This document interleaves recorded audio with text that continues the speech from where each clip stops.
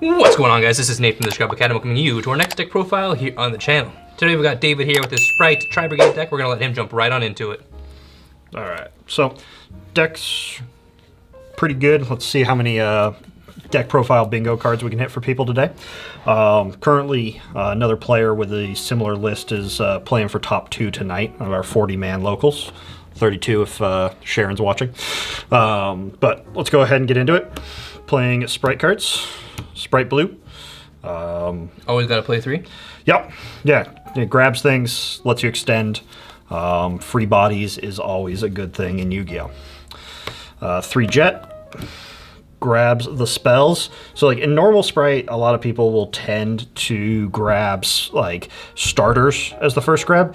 In this build, because you're focusing on interruptions versus hard negates, you'll tend to grab smashers first. So that's just kind of the big difference on the jet play.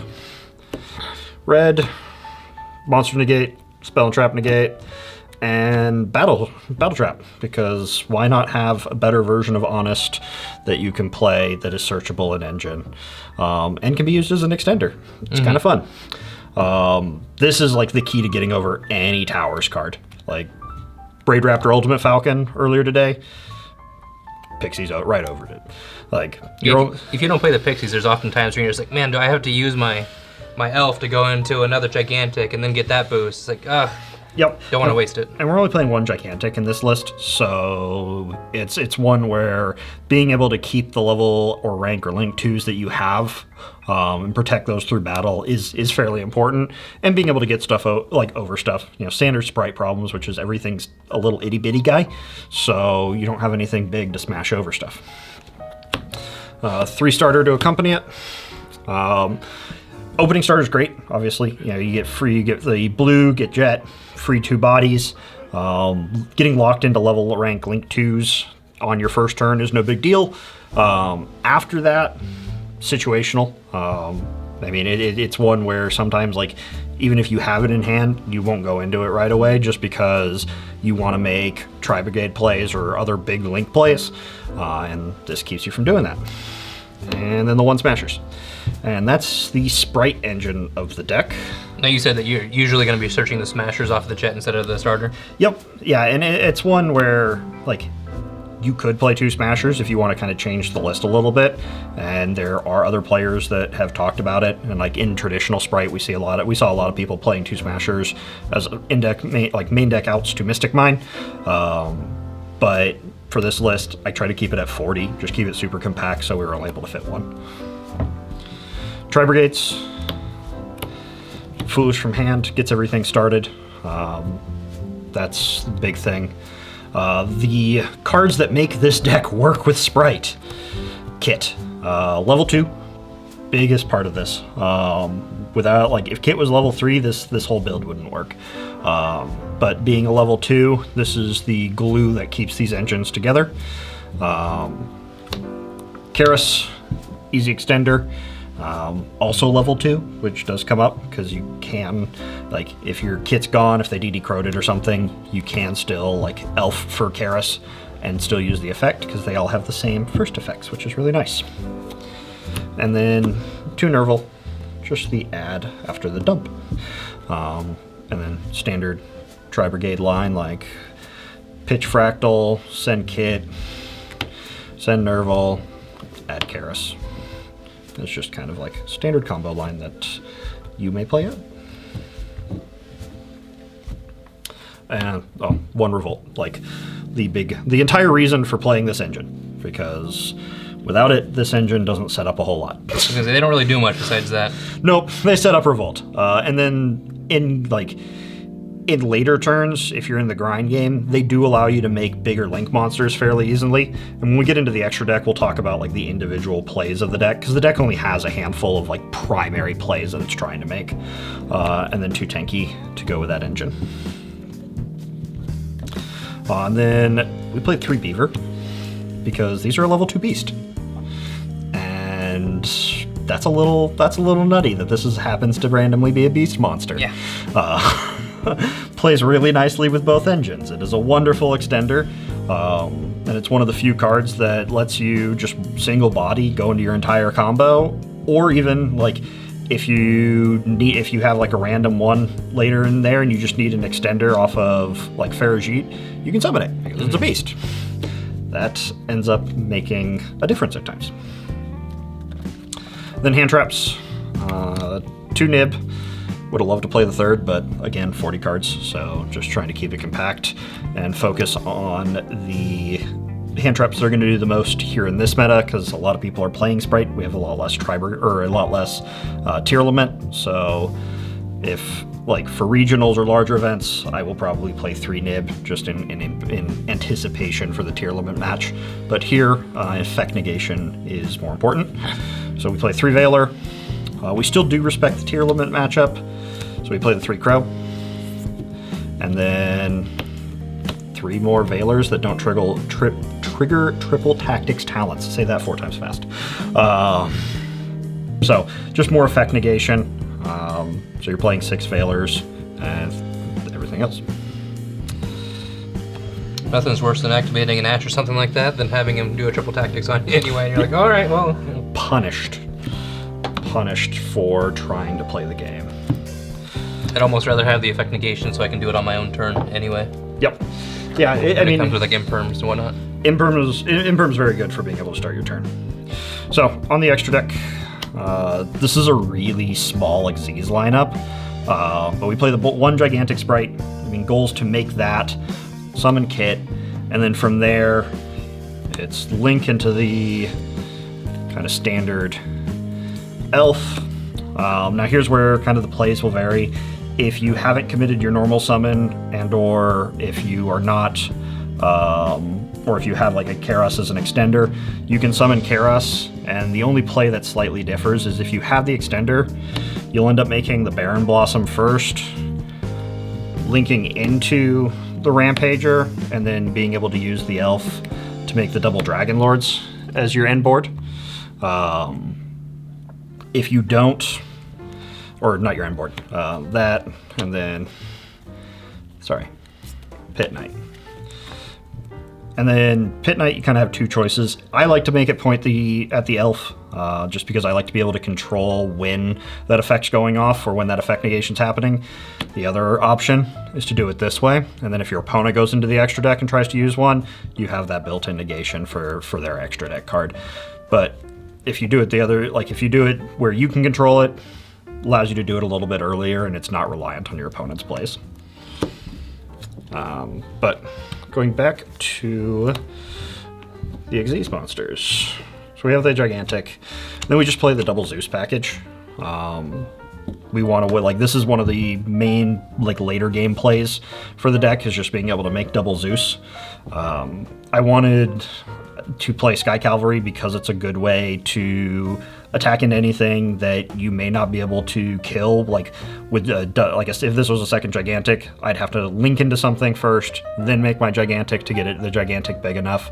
Whereas with Sky Cavalry, a lot of times, you know, it's big enough that you can get over some of those monsters, but otherwise it's just not going to die to the battle phase, and then allows you to make sure that you're really getting into the 4 material Zeus, which is what you want to be able to do.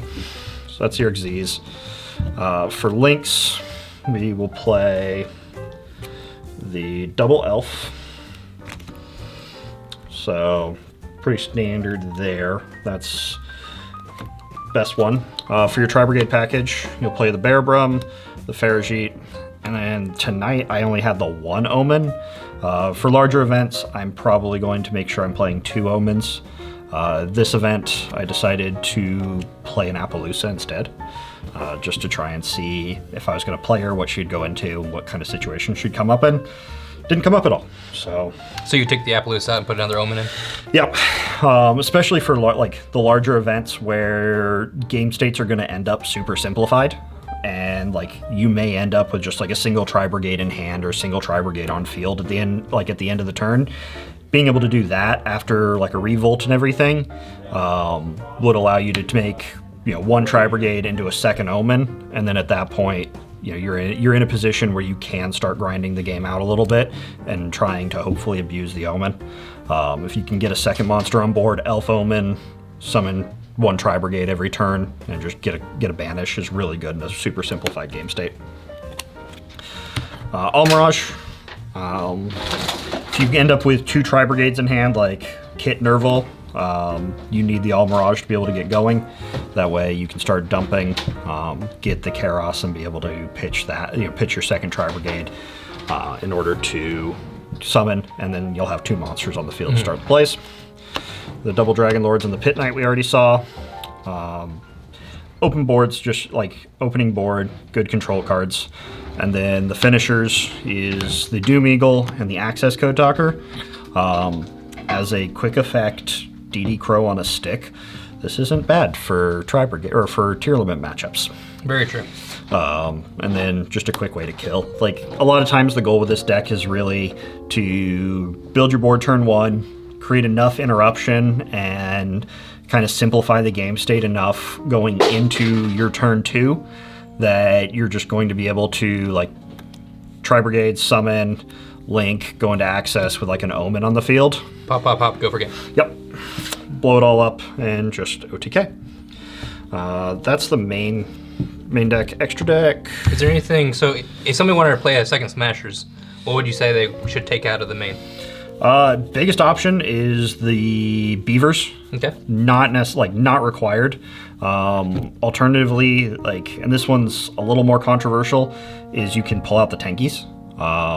The person that is currently playing for top 2 is not playing Tanky. They were like, I don't really care to see my Tri-Brigades that much. I only really want to see them turn 1, and then after that, I'm going to use my Sprite cards to grab anything back that I care about and make plays that way. So they cut the Tankies, which is another option for putting other cards in. Like, if you cut the Tankies, you could do second Smashers and Called By. And I think you also said they're playing Crossout Designator? Yeah, second place currently is playing Crossout Designator. They cut the Beaver package for that, so they're not playing Beaver or Tankies. They're playing the Crossouts and then additional hand traps. All They're right. actually playing a higher hand trap count. All right. And side deck, the third nib, because I wanted that against tier limits. Our locals is flooded with Mind players, so we respect that. 3 Cosmics, Duster, and the second Smashers. We respect Mystic Mine. Yeah. Yeah, they didn't ban it. Everybody's going to use it. Yep, So. it will be abused. Evenly Match. It's just the one that punishes the most for decks that are going to set up a large board. Tier Element, especially, keeping them off the monsters going to the graveyard is extremely impactful. And then a lot of times, Mystic Mine, you simplify this down to 1 card. If they have the Judgment, they're going to blow it on the Evenly Match, and then from there you just use your removal to follow up. Dimension Barrier. This deck primarily loses to 2 things, which is time and tier limits. So we respect the tier limit matchup. Dimensional Barrier also has niche application if people are playing Sword Soul, which has performed at some events. Or tonight we saw Heroes, some of that rogue stuff, just D-Barrier shuts out. Then Anti-Spell, because we're not playing a lot of spells that we care about. Startering on our turn to get things going might be our only play, but a lot of times we have other things that we can do. So being able to lock them out of things like Dark Ruler or other spell-based board breakers, and then the Runic matchup, being able to keep them from picking your board apart going in is really nice because it forces them to set everything, play on your turn, and at least on your turn, you have more control of the pace of the game, and you're not being as reactive. You can be more proactive and force their cards in sequence instead of, kind of having to sit there and let them pick apart or target your stuff before you can do anything. Okay. Now, I think you did mention earlier to me, you were looking to change a few things in the side deck when it comes to time. Yeah. Time is as I said, you lose to 2 things, tier limit and time.